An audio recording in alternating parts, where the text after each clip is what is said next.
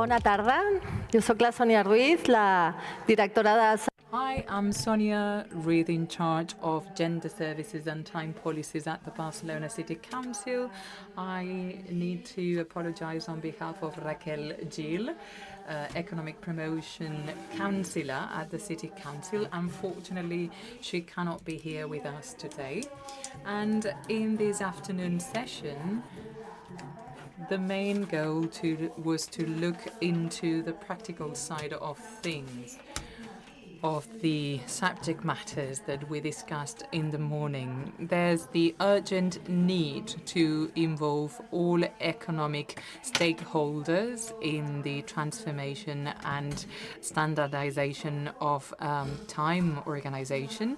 And above all, we need to get companies involved in these changes so that we can achieve a time agreement that puts people and life at the center. So it's quite clear that what needs to be done, as it was said in the morning, is to rationalize, decentralize, paid working hours. And we need to call for the co-responsibility of all stakeholders. Among others, institutions, we are already involved, but we should better distribute times and working times, and we need to be involved in all time agreements and in the services projects initiatives that are at the service of our citizens. We need men to be involved in that distribution, and we need businesses to be engaged too.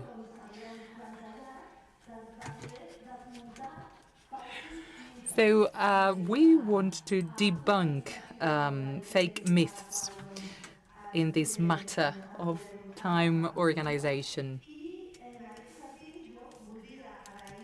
And I'd like to thank four company representatives who are here with us, and with their examples, I'm quite sure that we will have insights and inspiring proposals, as the title says, to transform working hours. These are very different businesses, different sizes, different industries, but they have shared features which are courage and audacity and innovation to implement the necessary, urgently necessary changes. We're very proud that 3 of the companies belong to our network. We are very grateful for your presence, for your attendance today, apart from the activities that you are already implementing. And then we also have companies that have been rewarded.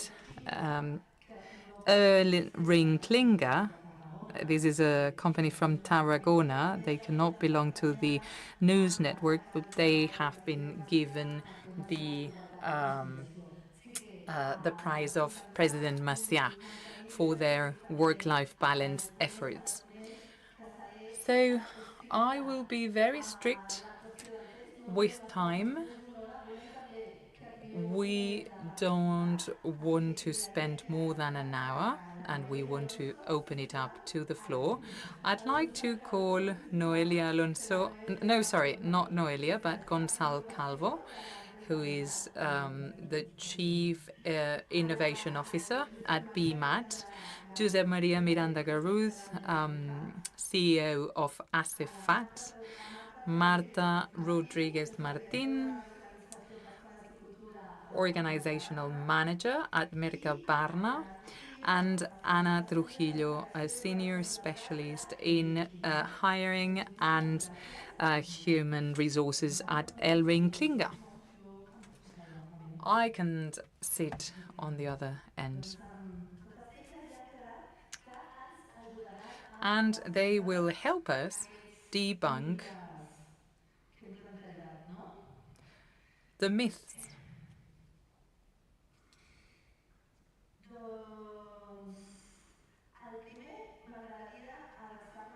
I'd like to ask something to Josep Maria Miranda from ACEFAT. One of the myths that we discussed this morning, I think it was Eva Rimbau who said that we needed to target SMEs and micro SMEs because they are the ones that include the highest amount of workers, and they can be an engine for change.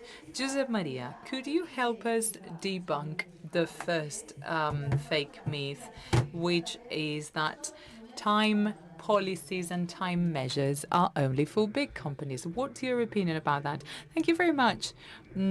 Quite the opposite. Big companies have many resources, and SMEs have to use the very few tools that they have available. So we have two main tools.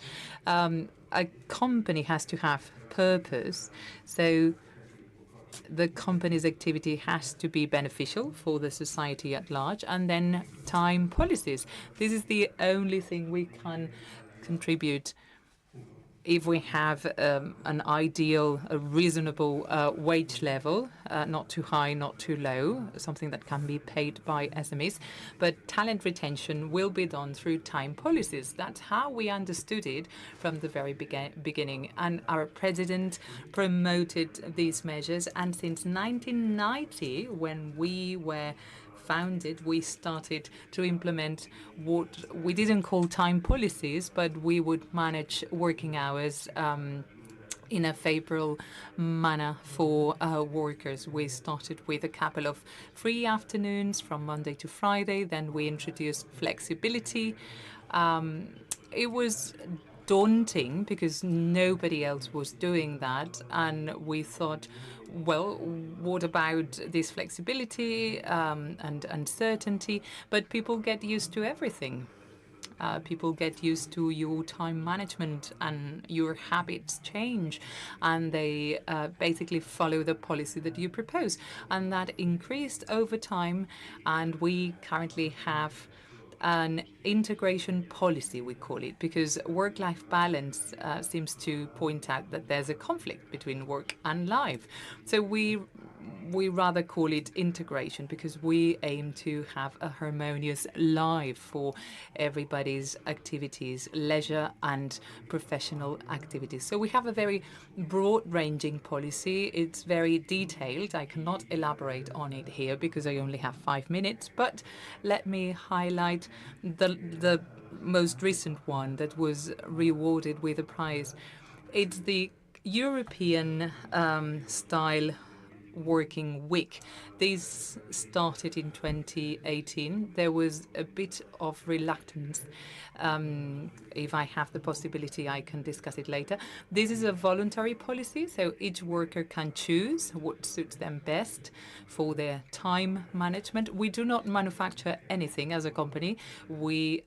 Ours is an intellectual work underpinned with IT tools, the internet and, well, digital tools. So it's much easier to implement these policies. But then the COVID pandemic broke out, and this European working week that was a more rational option, was a bit constrained. We applied home office a couple of days a week.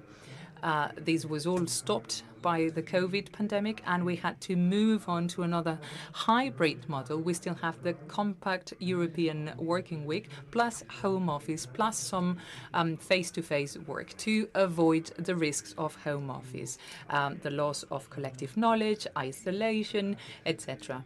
Of course, there are many difficulties involved, basically because people need to be aware that they have specific working hours, and that's when they need to be working.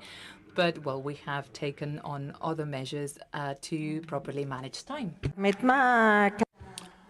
Allow me to also say that ACEFAT is a service company of integrated management of all the infrastructure works in Barcelona. I was lucky when I was given that responsibility of this company, because there was a purpose right from the outset. This company was set up because of the awareness, both the city council and the contractors, that at that time we weren't talking of sustainability, we were talking of lessening the impact in all aspects on persons, environment and economic activity. And in that sense, it was easy because it was a purpose which was manageable. At that time, we were the only one who was responsible for that, and that we want to ensure that when you have contracting work in the streets and public, if you like, highways in Barcelona, but minimizing the impact on citizens and on the cities to ensure that the job is the contracting work is causes less nuisance. How many workers do you have? 28, and we have one IT expert as well. We shall have a chance to come back to Ciudad Maria. Marta Rodriguez Martin, the organizing director of People and Culture at Mercabarna. Those of you who don't know, Mercabarna is the main wholesale fruit and vegetable market and fresh produce, the major one in the major wholesale market in Europe. It doesn't sleep. It runs round the clock. It is huge, and we know that you have a long track record in the implementation of new approaches in Mercabarna. Other companies have also been lucky to have you on their payroll. So we'd like you to help us to debunk that the measures you have are only for office workers in Mercabarna. What can you tell us in 5 minutes? I'd like to thank you for the opportunity to participate in this panel. As you were saying, we as Mercabarna run round the clock. If you've never been there, and I would invite you to come around and have a look, because it was quite impressive. The 90 hectares with more than 600 companies whose purpose is basically to deal with logistics, foodstuffs management, and management of the cold chain. And amongst these companies, there are more than 510 workers. These companies are companies who work in the morning, the afternoon, at night, all day, who don't stop. And we have 150 workers, but at all times we must ensure that the activity does not is seamless.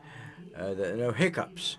That in the different shifts, everything should work like clockwork. When we come to measures, it is true that what is easiest is to adapt our office jobs, our white-collar working workers would be the beneficiaries. But for the last 25 years, nobody talked of if you like, a life-work balance. But COVID was a key differentiator in terms of sensitivity amongst the company, and in particular those who were working. So, you know, there's life before COVID and life after COVID in that sense. We are made up of white-collar workers, and then we have the more operational staff who are actually sort of front office, so to speak, who are responsible for cleaning, for surveillance, and so on. As an organization, there is a series of measures for the the white-collar workers. We have we have flexibility when it comes to starting and finishing times at the office and teleworking. We thought that had nothing to do with us, and then COVID arrived, and we realized that we had to quickly change tack, and everyone had to start working from home. We do need our presence in Mercabarna, but the workers can choose one day a week, either Monday or Friday, to telework. If they've got like a second home, it means they can enjoy it more, right? So Monday or Friday will be teleworking as a teleworking option. We have negotiated with unions to discuss all these measures in terms of ensuring work-life balance. The challenge was other groups. What have we achieved? Most of these other workers had, if you like, a day which is split up in the middle, so we attempted to see how we could have different shifts and so I either got the morning, afternoon, or evening shift, and there are incentives. Nothing is mandatory, huh? So the incentives for people who wish to work have to work want to work at night. The market, the wholesale markets within Mercabarna, the most important one, which is fruit and veg, works at night. That has changed. That has changed, and now they work in the morning. So they close about 5 p.m. The whole day. But before, it's like the fish market. Fish market starts at about like midnight or 1 o'clock in the morning and finishes at 7. So both for companies which are based in Mercabarna and our organization, so that was affected. What we have done is attempt to, so far as possible, certain effective measures and certain measures which are cross-cutting. We have like an hour bank or time bank, and all those are when people have to replace others because they're ill. People want time, want these extra hours they have to do. They don't want to be monetized, but they want time, and they have this hour bank or time bank which can be used. Say to go and get your kids from school one day on a special occasion, or maybe we've got to go to the school in the morning, or over Christmas and the New Year period. So people can use those hours as they see fit. It's not easy. Not easy. There has to be will from the company, and above all, the company management should be aligned on this issue. Whenever I'm asked to talk and discuss, I say this is not a question of human resources. No, this is something which is essential to have the management on board. If the management is not on track with this, forget it. It won't work. Now, there are certain jobs which do need in-person presence, but even then, there are solutions. Thank you very much, Marta. So obviously, you need to have on board management, and also there's a question of negotiating with the unions. Let's go to the third myth, and there we have with us Gonzalo Calvo, the Director for Innovation of EMAT. BMAT. BMAT is a company for musical innovation, them to index all data of music at an international level. And I think you received a prize from the City Council of Barcelona for innovation in time use, and the slogan was permanent vacation. Well, maybe you can help us to if you like, rule to debunk myths and the resilience of a company. Debunk the myth that if there's less working hours, we work less. Good afternoon. Thanks for inviting us, and I would like to apologize for the absence of our HR director, who couldn't possibly manage today, and I'm here actually to give the lie to this myth. First of all, let's put it in context. We're all very different companies, and not all measures can be applied across the board, and not all workers may, even within a company, it won't suit all workers or workers' categories. But given the company culture in BMAT, it has been easy to be courageous and honest at the same time, and implement measures which are actually effective, and to check on site that a lot of the fears which existed were ill-founded.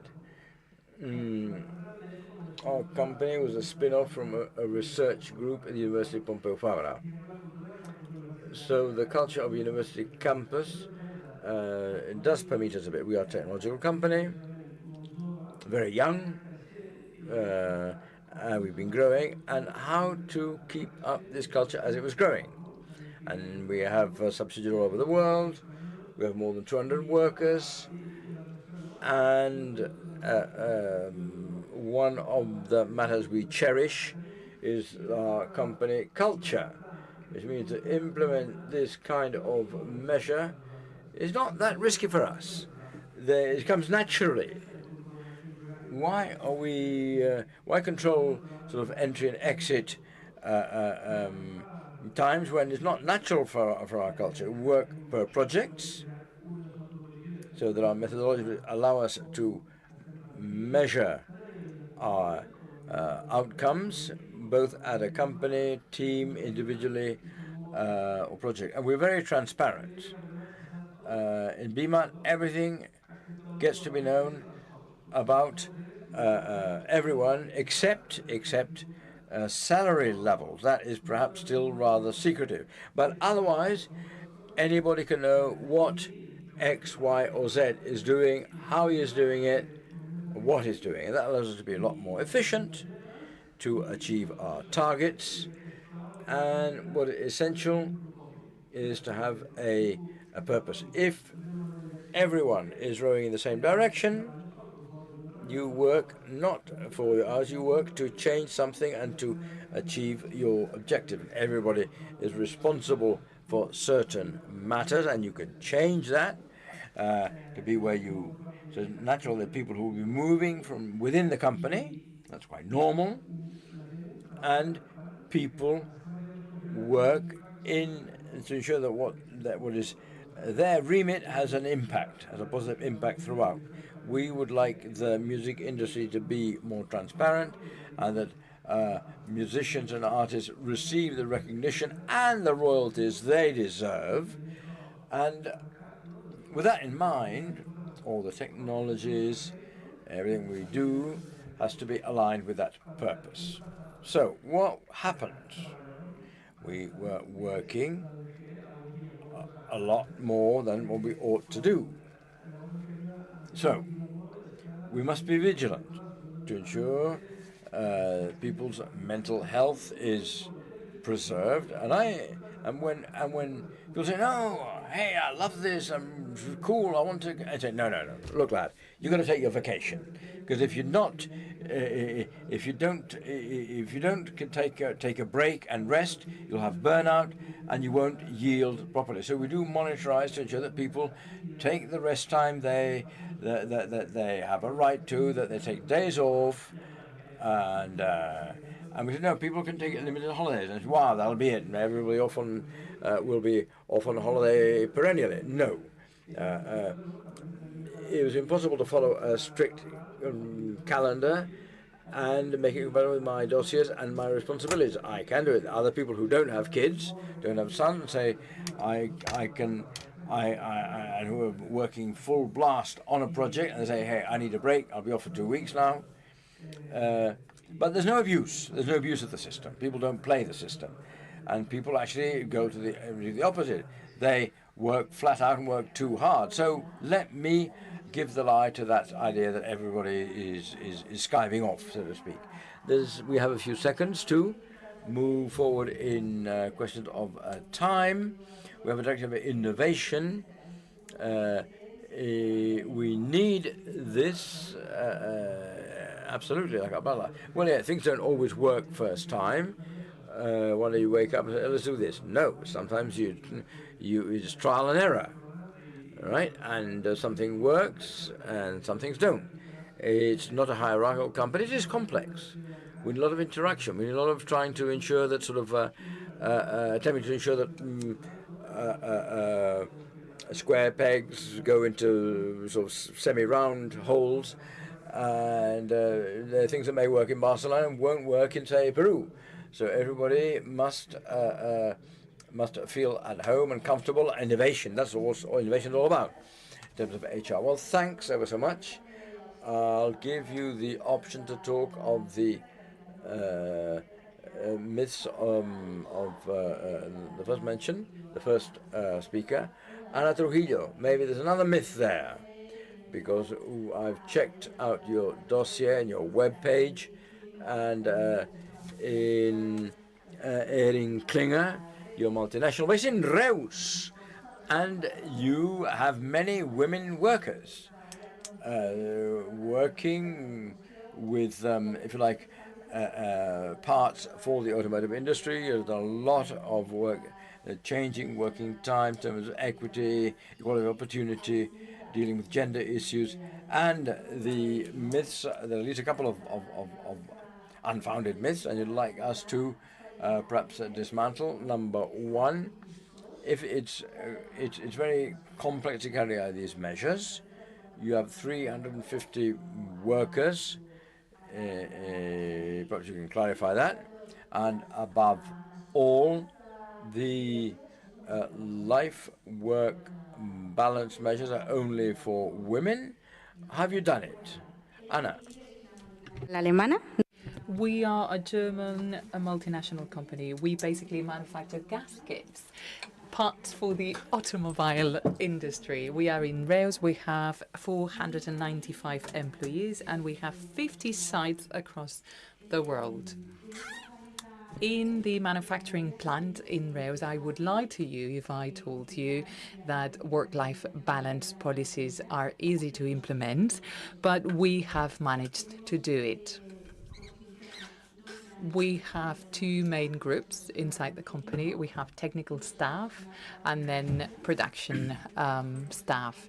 So it was easier with technical staff because we have implemented flexi work policies such as a flexibility range to come to work from 7 a.m. to 9 a.m. and then you can call it a day as of 4:30 p.m. We used to work longer hours and today we have the possibility to do flexi work for technical staff to go and pick up their children at school. And then we have labor flexibility and everyone can work their 8-hour shift within the range that is offered by the company. And then we have the other group of employees, which would be the industrial workers group, the manufacturers of the parts. We have different sections and working hours. For example, there's a group working 365 days a year, 24/7. Then we have another group of employees that work Monday to Friday in morning and evening shifts. And that's not easy at all whenever an employee comes to us and tells us that they want to always work mornings, be it part-time or full-time. So we always get them involved to try and look for a shared common solution that benefits both parties. It's very important and the company is extremely committed with work-life balance. We want our staff to be happy because that has a positive impact on productivity, but let's not fool ourselves. We need to supply the parts to our clients. So we supplement those shifts that are have less staff because of working hours reduction. Or sometimes we basically send people to work to other departments. Then we also supplement compact working hours. If someone asks to work always mornings, well, we supplement that with employees that would be willing to work evenings and nights. So we do our best to supplement the hours that are not that are reduced from the working hours. And we manage to get away with it because we want our employees to feel the support of the company and to feel that the company is committed with their work-life balance. As you all said, the management has to be on board. This awareness exists today in our company, but it was a tough one. It wasn't easy because at the beginning this was a family company. We grew very rapidly in very little time and we didn't have work-life balance policies. So new hires were told their working hours and that was about it. But everything has changed today. It used to be very difficult. It's still very difficult, but we are achieving it. Would you like to respond to any of your colleagues, to the other myths that have been debunked by your fellow panelists? Well, yes, regarding working hours reduction or whether work-life balance is only for women. I can give you our example. In our staff, we are 60% men and 40% women. And out of all the working hours reduction, 97% are demanded by women. Only 3% of men reduce their working hours. And then we also have specific shift requests, and 98% of those requests come from women. So yes, it can be said that work-life balance in our company has the face of a woman. Not only in your company, that's the case throughout society, and it's quite a challenge. It's a challenge that we should all face. I don't know if it's more or less the same in your work environments. What about BMAT? Well, due to the characteristics of our industry, the technological industry, well, yes, we do have quite a lot of women working in our company, about 30%. And we need to incentivize the presence of women in technological positions. And as for policies and flexibility, I think it's quite a cross-cutting matter. I have my first-hand experience. My firstborn, who will turn 6, I mean, BMAT has always had this policy in place, but it wasn't as strong. And I have another 2-year-old, and my paternity, my fatherhood has been very different. I mean, the time I have been able to spend with my second daughter, and there was the pandemic in the middle, and many mindsets were changed. So I rarely go to the office, only if it's convenient because I need to have a face-to-face meeting or I have a visit from a client. But I have full freedom to organize my work, and that's a key element. And yes, this has been taken on by everyone in BMAT. It's fantastic to have the witness of a man saying that paternity is to be enjoyed. Absolutely, it's an opportunity that you have. What about Mercabarna? Well, women account for 30% of our staff, 70% are men. But the average age is quite high. And we don't have so many young people with children, but we are seeing a change in the trend. Maybe 10 years ago, in the last decade, well, luckily, paternity and maternity leaves have changed dramatically, and that has helped very much because now men request special adjustments to enjoy their paternity leave. But we still see more women asking for arrangements. Yes, leaves or reduced working hours, etc. What about you? Would you like to chip in? Yes. Well, we're quite the opposite. 2/3 of our staff are women and 1/3 men. We started off as a young company, and since we've done talent retention, the average age of the company is going up. And when some of us will retire, well, we'll have to hire again younger people. But as Gonçal said, it's a very cross-cutting matter. And the 2 examples I have are 2 men who asked for reduced working hours to take care of their parents. In one case, the mother was a widow, and that man asked for a reduction of the working hours to take care of the mother, and the other man asked for reduced working hours to take care of the mother who was living in the Canary Islands. And, well, they basically, that man was teleworking from the Canary Islands. It's very important to talk of men who are not just looking after kids, which is a nice aspect of care. I mean, they're looking at aging parents and also men. When we talk of a work-life balance, we're talking of young kids, babies, but increasingly companies have to express concern for the elderly citizens.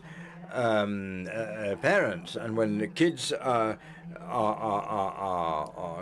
become adults, they're the parents who are getting infirm and aged and need our support. And when we talk of mental health, I do think we have to prepare the staff, especially in our staff, and we're talking of staff which are getting on. They get them ready for retirement. Sometimes during the week, you can say, okay, I don't want to retire completely, but can the company give me a hand to have sort of like partial retirement, which helps me to carry out a transition towards a different stage of life? I think that's also our task, right? It's not everyone's case, but it's a case in Europe, and if it's in Catalonia, we have another issue. We have a very, very low fertility rate, very low birth rate. So we have extended care measures for elderly families to a second degree. There are people say, no, I have an elderly uncle who has no kids, or aunt who, and we don't have unions, but we do have, if you like, an ethical and work-life balance committee, and we depend a lot on the workforce initiatives. It's small, right? It's a small company. But if there's a worker who has a specific need, we don't just try to help him or her, but furthermore, we see whether that need can be extended to all the staff. If it is not a specific case, what we do in our integration code, we modify it, we update it, and integrate these kinds of measures. A good practice. Delighted. Well, talking of the myths and the light of myths, I think we in our companies have the responsibility, quite apart from changing, reorganizing our workplace, also look at different ways of organizing work. During COVID, everyone was at home, and how do I manage this? Well, how do I do it? So it is very important that the company had all the necessary resources to train top management and people who work at home, and incorporate project work based on projects or on targets, because there's a myth that people who work from home aren't really working. They're just in their slippers watching TV. No, but we have to ensure that work is as effective. It's the opposite. 2 days per week I'll do teleworking. But if you don't change your systems, things won't work out. It's when you have a very organic way of working, then you can say, well, why should I go into the office? I can do the same from home, from my mum's home, or whatever. And and why I could be at home on Tuesday and Thursday. Okay, well, why Tuesday and Thursday? They've taken the rule and they've established it, and that's it. It's set in stone. It's completely ridiculous. Teleworking is pointless if you have to say, no, it's got to be on that day and that day. But okay, you have to provide all the tools that things have to be done. But then you'll realize that you are carrying out, you're setting rules because somebody has thought, oh, those rules have to be there, right? And again, of course, reality must help out, because we're always looking what the company next door is doing. Looking over your shoulder and seeking this balance. Marta, Juana, any ideas? Changes are difficult, so what we have to do is to accompany, take by the hand, and train, if needs be, to allow people to adapt to all these changes. Why are these changes taking place? Why this transformation is taking place? To make to allow all these changes to take place. We also wish to hear your voices. Open up the floor to all the people here, if you see fit. Yeah, if you wish to introduce yourselves and ask questions to a specific speaker or to the whole panel. Let's see how things go, and we'll come back. It was here. Soc Eva Rimba, professora de... I'm professor of economy and company at the Catalan Open University. The question is to everyone, but in particular to those who have a greater part of the share of the workforce who could telework in front of a screen. Tell me about your policies of digital switch off. What are you doing in that respect? Thanks. Sara Moreno, please. We'll bunch the questions together, I think. Can you be given a microphone? Yes, because without a microphone, interpreters can't hear you. Thank you. Sara Moreno. I'm a sociologist from the Autonomous University of Barcelona. I have 3 questions. One for Gonçalo, because you said something which struck me. We know everything about our workers. Up to what point? Well, I imagine I was quite struck by that, right? Big Brother, you know. But anyway, and then a question for Anna. When you were talking about the myth whether the life-work balance is only for women, and the figures 97%, the data which are obtained, and linking up with the panel before lunch, and I also made a comment that there's a perspective that companies have social responsibility, and your companies have that social responsibility. To what extent would you think it's viable that to going on to what social awareness creation to foster gender equality, to have quotas who can adopt these life-work balances, so that men could, to encourage men to do that, to avoid that 97% of the women who make use of these measures are women, and that does reproduce and, if you like, enshrine gender stereotypes. So that's one question for you. And for Marta, what you're saying is start to look at these partial retirement in a preventive sense. Looking at this third stage in our lives, I think that's essential to work on prevention. And of course, life expectancy is continuing. And what is the profile of workers? Are they men, women, who express interest for these formula of partial retirement, or carrying out a sort of step-by-step transition to retirement and to a different stage in their lives? Another question over here. You start. Hello, good afternoon. My question is to everyone. I'm Soraya Audies from the Agency of Public Health, and I have a question based on that. Based on your experiences, based on these new models for reorganizing working times, do you have any data, assessment, kind of gut feeling of the results in terms of health, and maybe looking at sort of sick leave indexes, or even sort of avoiding staff rotation?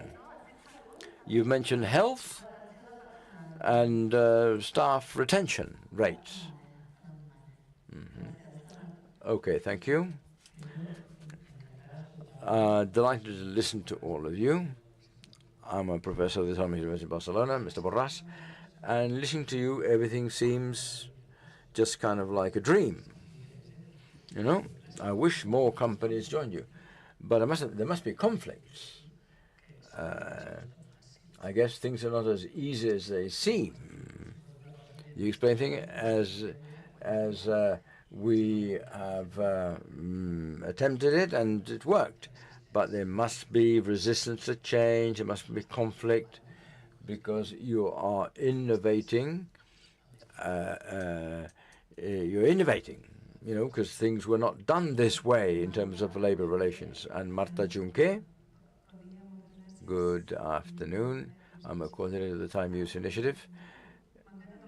I'm delighted at the format of debunking myths. I really like your experiences. This is going along this line, Vicente. But you have also said that what was key to involve company management. You can be gung-ho from human resources, but how do you convince top management? What are the convincing arguments you proffer, and how do you communicate to the teams, to your teams, that this measure, which could seem only earmarked for small sections, would actually be beneficial? Any more questions? There seem to be a whole plethora of questions. Shall we start the other round? You start, Ana? Okay, go for it. Diciendo que nosotros desde Let me start by saying that at the HR department, we try to instill and convey that time is a basic right that we have. If someone needs work-life balance measures or specific working hours, if the company provides that, well, that person, that worker will be committed with the company, and the productivity levels will go up, the satisfaction levels will go up, and we also have a flexible wages scheme. In Tarragona, we are an appealing company to work for. We only have 1.5% of turnover, and this is something that we have achieved over time because we offer rewards such as an attendance premium. If you always go to work, well, you are rewarded for that. We also have a mixed pension plan contributed to by the employee and the company. There's health insurance that is paid for by the company, school support schemes, kindergarten support schemes. We also provide support to employees with disabilities. So we are an attractive, sexy place to work. We try to instill in the management of the company these values because this belongs to the daily life of anyone. We all need to be on board. It's been hard work. If we talk about manufacturing process, well, especially the manufacturing management team, well, they need to supply the parts, they need to manufacture, the site needs to be up and running, and they need to meet a series of goals. So we have had to work very hard to organize everything and achieve a common goal for the benefit of the staff and the company at large. Do you have any digital disconnect policies, as Eva asked? I mean, we have implemented home office recently, so we are still in the process of drafting the digital disconnect policy.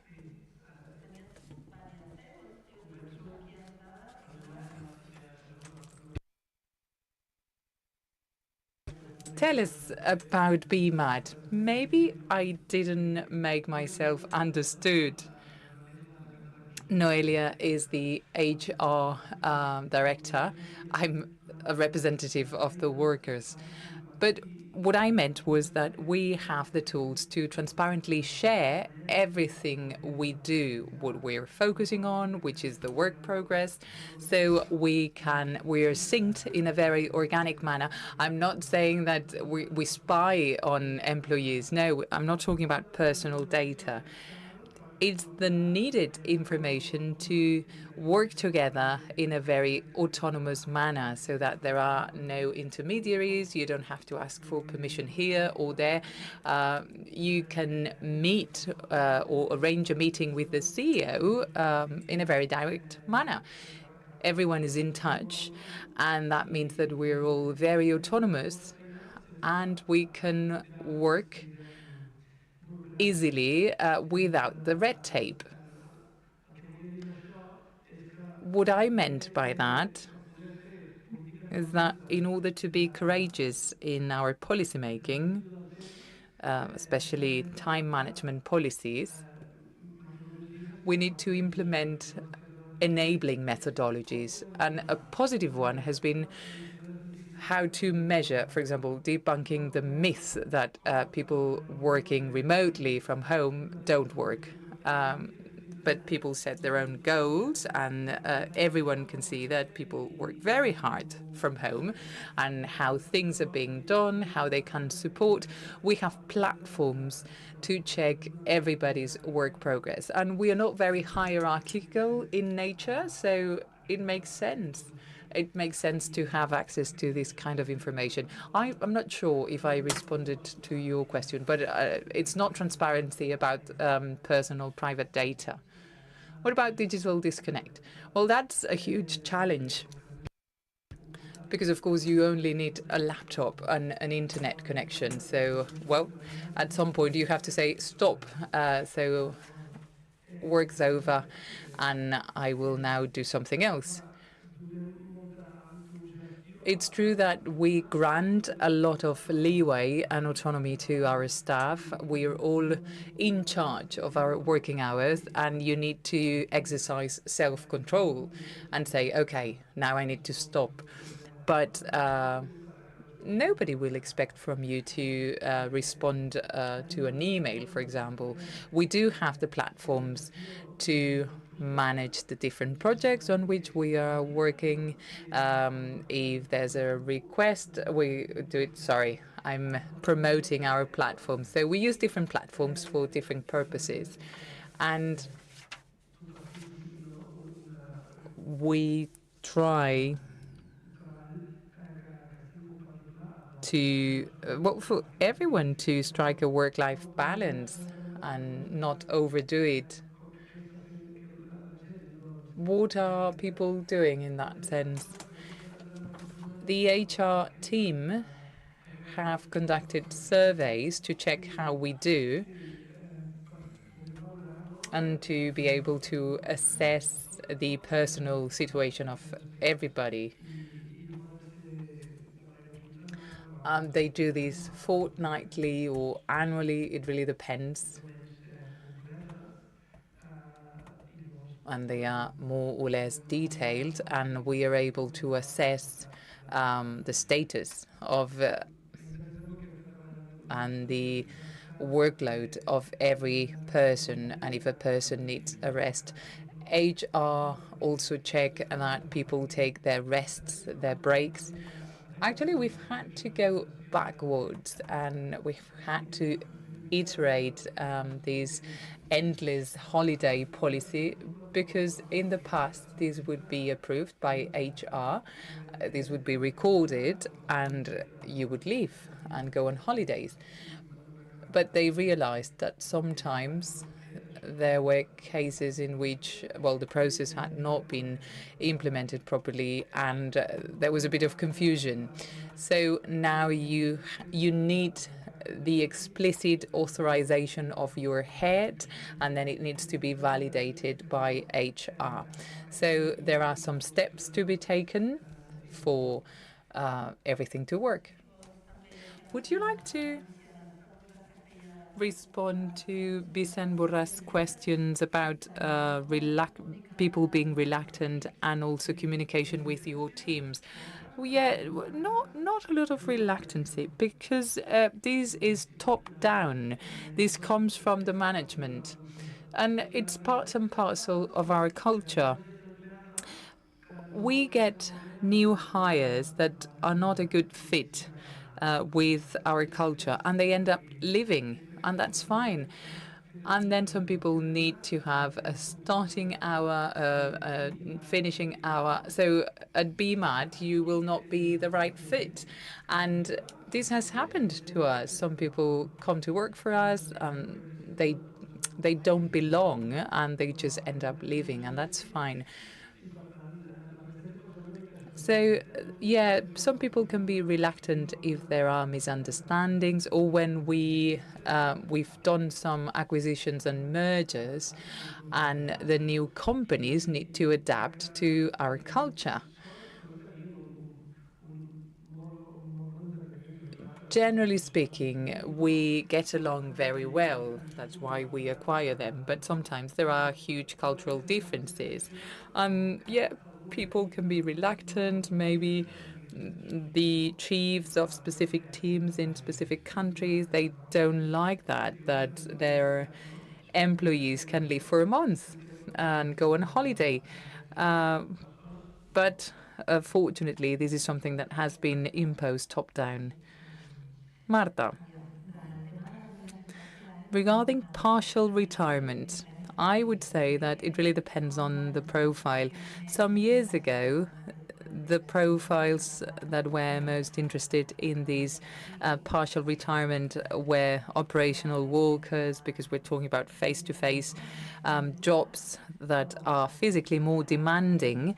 But I would say it's more or less 50% administration workers and on-site field workers, because, I mean, people are retiring who have been working for the company for 30 to 40 years.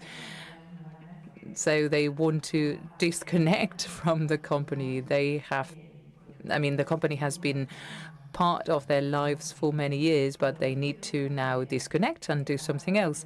Oddly enough, yes, we see both profiles, administration workers and field workers interested in partial retirements. And as long as we can maintain this format, we will do it, because we like this gradual disconnect. It's not like I turned 65 or 66 and now I'm off overnight. Gender, from a gender perspective, I'm not sure. 70% of the staff are men, and they are the field workers, most of them, especially surveillance functions. For example, last week, 8 people handed in the letter requesting a partial retirement as soon as possible, and they are all men. Now, as for health matters, we ask our employees very much, sometimes too much, because we don't have the time to implement measures. It's a bit risky, because if you ask a lot and then you are requested things that you cannot implement, well, it's counterproductive. But yes, we ask about the measures that we have taken on, and the opinion is quite positive.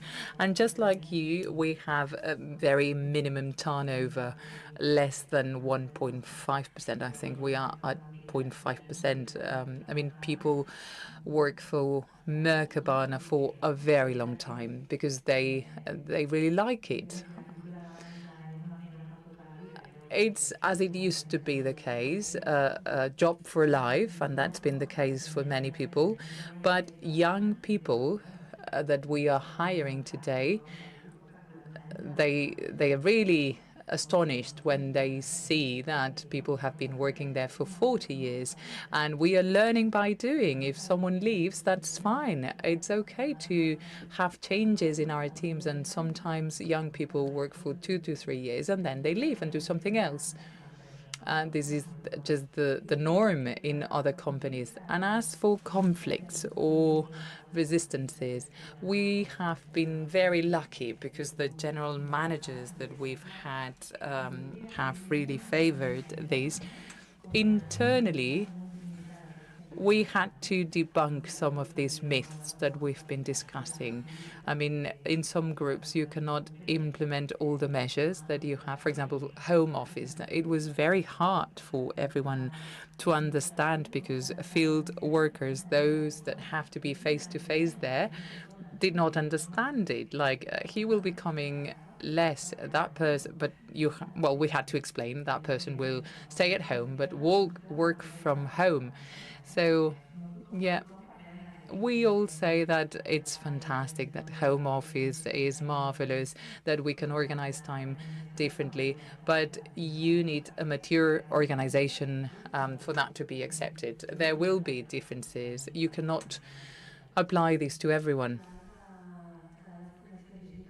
And what about the digital disconnect? It's a pending matter, actually, in this working committee that we have.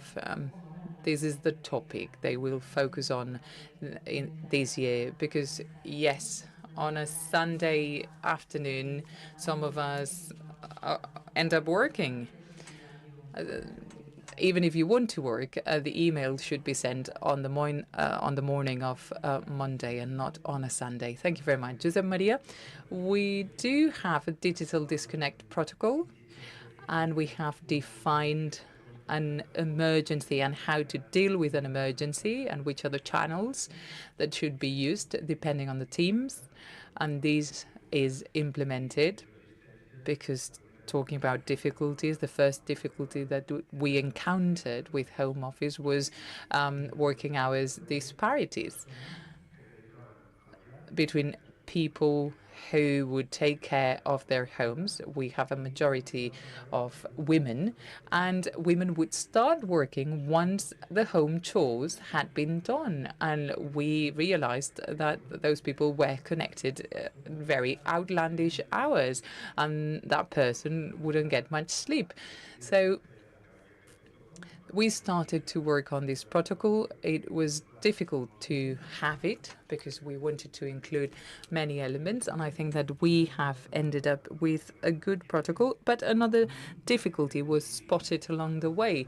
We needed to work at for specific hours because whenever they had to interact with other people, we had people being disconnected until 6 p.m. So to try and promote flexibility, there's no fixed time slot in which everyone needs to work, but they need to be on call. They need to be available. You can be taking care of something else, but you need to be available should anyone need you.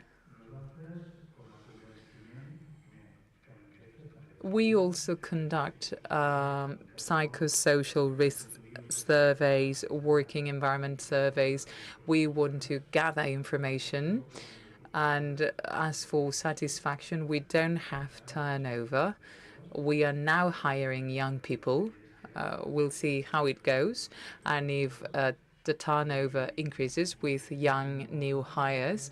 But, and this is said by the first sentence of our work-life balance code, it's a matter of trust and co-responsibility by both parties. And it was very easy in this case. I'm the manager. We are a small company. We don't have an HR department. We call it human management.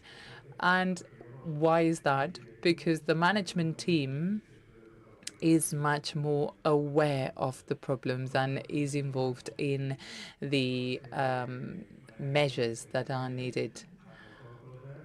I'm of my own age, and I'm an engineer, and I worked in a construction company back in the 80s. I don't know if you have any relative who has worked in that industry in the 80s, but there were no working hours. You would work all day long, travel around. So I learned back then everything that I wouldn't like to implement in a company of my own. So I was convinced through my first-hand experience. And we have a very horizontal structure. Before implementing home office, the door to my office was always open. My office is a glass office, so I was constantly at the disposal of my employees, and the same goes for home office. We also have a portal, a platform in which we are connected and we share information, and I'm always available for anyone on that platform. So we have a very direct contact, and I was the first one to do that, and the president commissioned to me the task of having an attractive company. I don't know if there were more topics to be dealt with. Así que ya en algunos Well, there's some issues like the question of communicate, but you explained to us very well something. I think we have been fairly appropriate with the use of time. If we have time, if you could tell us the challenges. I know we had asked them for the challenges, that they share the challenges they have as your headlines, and we would close this session. Just one sentence with challenges and how we can back up all these challenges from the public institutions. What would we have to do to back you up and give you all the support we need? Let's start with you, and then we'll finish with Anna. Okay, well, challenges are many, many. So, one of the biggest challenges in the case of our company, which started very small and grew, how to preserve the company culture with the different shapes the company is taking, and how we can continue implementing these novel and even brave measures. That's one of the main challenges. If we conserve the culture, the rest will flow. And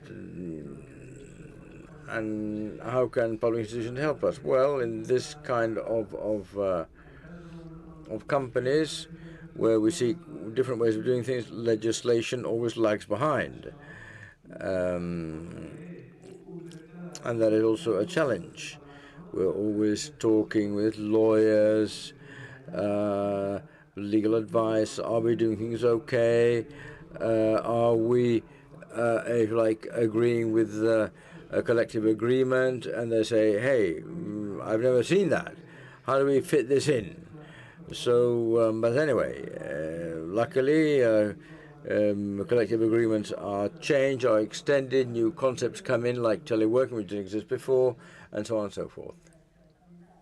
Okay, take a note. To comment what you're saying, we legislate to solve a problem, and what you do is generate more problems often. When it comes to,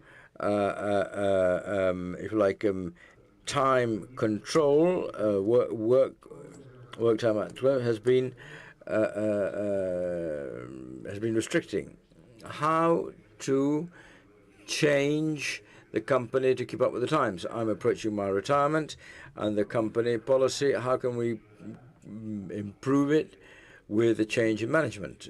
Changes in management should not affect the best practices of the company and the company culture. Well, in our case, and linking to what others were saying, it's a continuous challenge to create awareness of these changes, which are constant and must be accompanied by training. What I would say is that the path is long, much remains to be trodden, and we need to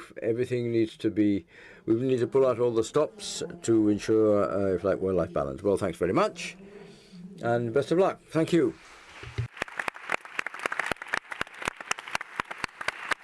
Okay.